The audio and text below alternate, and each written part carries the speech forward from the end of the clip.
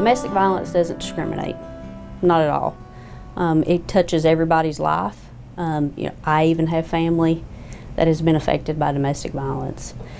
And it happens in many forms as well. So it's not only just the physical violence that we always talk about, it's emotional abuse, it's economic abuse, it's isolation, it's threatening abuse. So there's a lot of different avenues that domestic violence can actually take. It's not just simply the physical abuse that we're all used to kind of hearing about.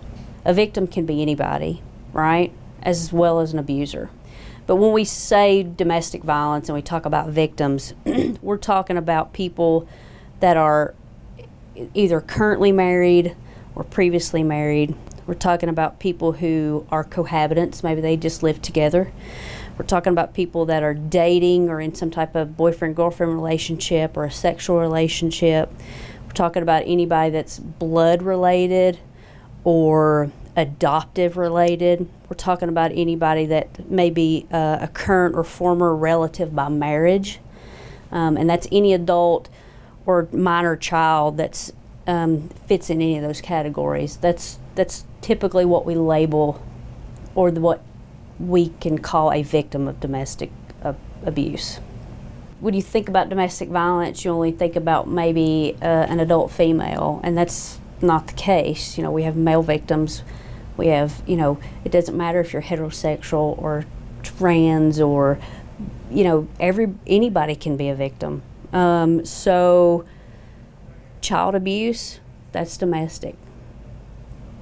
Elder abuse, when you're talking about elder abuse, and if you're a caregiver or that's also domestic. It's all domestic related. Domestic violence really follows a cycle of abuse. There's always this tension building phase. So that's always phase one, because relationships don't start out violent.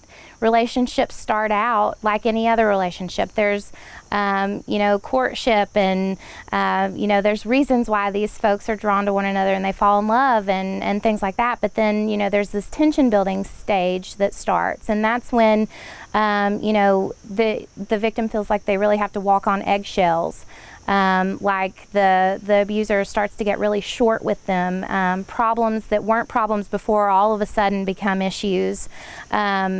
There's more surveillance, so they're checking phones more often. They're checking where they're at. They're having their friends and family make sure that they are where they say they're at. This is where it all starts. And then that tension building phase, that leads to the abusive incident. So that's when things start being thrown. That's when people start being abused, when they're starting to be punched or kicked or hair pulls. Or worse, their lips are being busted. There's the abusive incident, and then it shifts into this honeymoon phase where it's, oh, I'm so sorry, that will never happen again. I don't know what got into me. They'll buy gifts, they'll take you on a trip, or they'll just be almost back to that person that they were at the very beginning. But that cycle starts all over again. And the more that cycle is completed, the quicker it starts to, cycle through. So it's incredibly important for victims who are especially in that tension building phase to seek help before they are harmed. Some of the signs of domestic violence would be isolation. So if you see a family member and for some reason they are not coming anymore to family dinners or family functions, that could be a clue. If they have unexplained injuries on their person, because a lot of times victims will make excuses for the injuries that they have.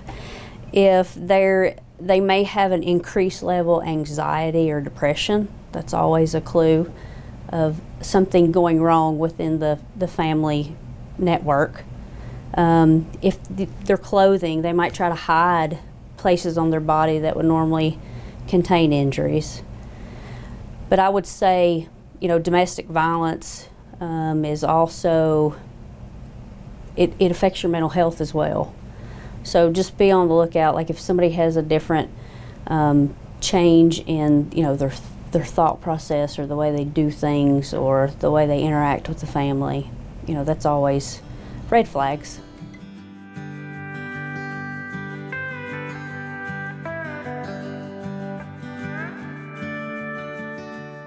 Branch House is a family justice center, and the concept for Branch House actually started back in 2016.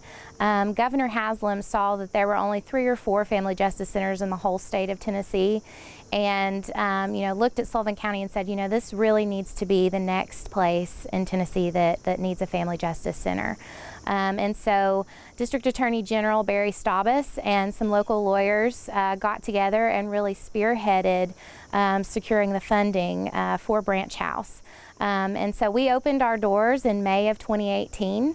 And we are one of the only 501c3 nonprofit family justice centers in the state of Tennessee. So a family justice center is essentially a multi-agency, multidisciplinary facility that provides free and confidential services to victims of domestic violence, sexual assault, human trafficking, stalking, and elder abuse. And we really follow this trauma-informed model where when victims come into Branch House, they only have to tell their story one time. They come in, they tell what's going on, and then we coordinate comprehensive wraparound services for them from one place.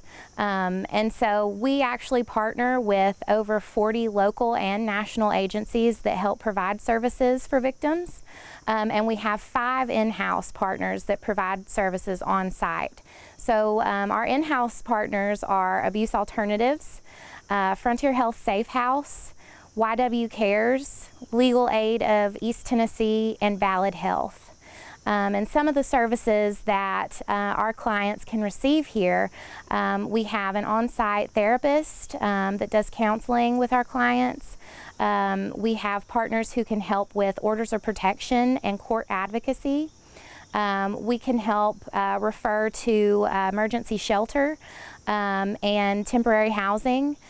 We also have partners who can help with rent assistance and utility assistance for folks who are, trying to get out of an abusive situation and trying to be independent and get on their feet. They can receive sexual assault exams here on site. We have a Ballad sexual assault nurse examiner that performs those exams here. Which is a huge asset to not only our community and our victims, but also to our law enforcement officers, because both our law enforcement and our victims are not having to sit in crowded ERs with COVID going around right now and all other airborne illnesses. They can come here and they can be seen quickly and have their exam done without being exposed to illness. And they're also being connected with an advocate right away. So that's a huge asset. But we try to really think outside of the box. We know that folks who are experiencing domestic violence oftentimes needs pet shelter. So they don't want to leave their pets with abusers. So, we'll reach out and try to find foster homes for pets. There's an array of services, and we try to really partner with agencies that can fill those needs, because we know that every situation is different. Every victim has a different story and has different needs, and we really try to make sure that we have relationships with and partner with organizations that can really come in and fill those needs for them.